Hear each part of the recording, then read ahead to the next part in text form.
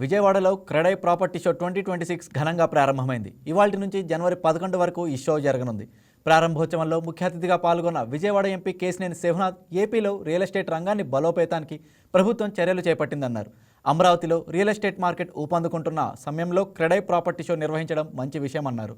ఈ షోలో 100కి పైగా ప్రముఖ బిల్డర్లు, డెవలపర్లు పాల్గొని పలు సూచనలు, సలహాలు అందజేశారు.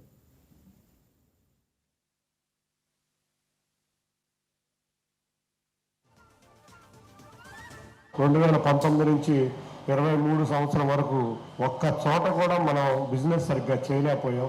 ఎప్పుడైనా ఒక ఫ్రెండ్లీ గవర్నమెంట్ ఉండాలి. గవర్నమెంట్ రియల్ ఎస్టేట్ వ్యాపారాన్ని ఇదివరకు ప్రభుత్వాలు ఏదో రియల్ ఎస్టేట్ వ్యాపారం అంటే ఏదో దొంగతనం చేస్తున్నాం అనే పరిస్థితుల నుంచి ఇవాళ రియల్ ఎస్టేట్ వ్యాపారం లేకపోతే రాష్ట్రం మునగడ ఇబ్బంది పడుతుందని అన్ని రాష్ట్ర ప్రభుత్వాలు ఆలోచించే స్థితికి మనం రాగలిగాం. నిజంగా ఇవాళ హైదరాబాద్ రాష్ట్రం అభివృద్ధి చెందింది, తెలంగాణ రాష్ట్రం అభివృద్ధి చెందింది అంటే ఆ రోజు గౌరవ ముఖ్యమంత్రిగా, ఉమ్మడి రాష్ట్ర ముఖ్యమంత్రిగా గౌరవ నారా చంద్రబాబు నాయుడు వేసిన విత్తనాలు ఇవాళ మొలకెత్తి ఇవాళ హైదరాబాద్ని దేశంలోనే ఒక అగ్రగామి సిటీగా నిలబడింది.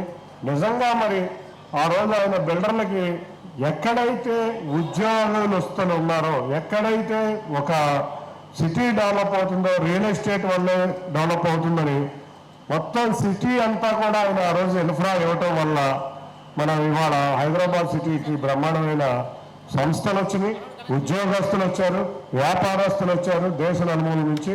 వీటన్నిటికీ కూడా అక్కడ రియల్ ఎస్టేట్ సంస్థలన్నీ కూడా చాలా భారీ స్థాయిలో పెరిగి ఇవాళ దేశంలోనే కొన్ని అగ్రగామి సంస్థలుగా అక్కడ రియల్ ఎస్టేట్ సంస్థలన్నీ అక్కడ ఏర్పడింది. అదే విధంగా మళ్ళీ గౌరవ ముఖ్యమంత్రి గారు 2024లో అధికారంలోకి వచ్చినాక మొట్టమొదటి గుర్తించిన రంగం రియల్ ఎస్టేట్ రంగం. తప్పకుండా రియల్ ఎస్టేట్ బాగుంటేనే అమరావతి కానీ, విశాఖపట్నం కానీ, అనంతపూర్ కానీ ముందుకు వెళ్తాయి. వీళ్ళు బాగుండాలంటే మనం పర్ఫెక్ట్గా ఇన్ఫ్రాస్ట్రక్చర్ ఇవ్వాలి, ఉద్యోగ అవకాశాలు ఉండే ఇండస్ట్రీని తీసుకురావాలి అనే తలంపుతోనే ఇవాళ మళ్ళీ ఎంతో కాస్త కుదేలైన ఈ రంగం మళ్ళీ కొంత వెసులుబాటు వచ్చింది. ఇంకా పూర్తిగా వెసులుబాటు వచ్చిందని నేను అనను. ఎందుకంటే ప్రతిదీ ఓవర్ నైట్ అవ్వదు. మీరందరూ ఇబ్బందుల్లో ఉన్నారని తెలిసే చాలా రూల్స్ మీరు అడగని కూడా గౌరవ మంత్రి నారాయణ గారు ఎప్పుడూ మీకు అందుబాటులో ఉండి చాలా రూల్స్ రిలాక్స్ చేశారు. మిగతా రాష్ట్రాలతో పాటు ఎక్కడ ఏ బెస్ట్ పాలసీ ఉందో ఆ బెస్ట్ పాలసీని తీసుకురావడానికి మా ప్రభుత్వం కృషి చేసింది.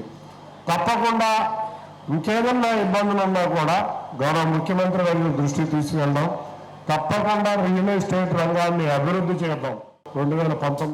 Please subscribe to YK TV Network. Please subscribe to YK TV. Please watch YK News. Don't forget to subscribe YK News channel.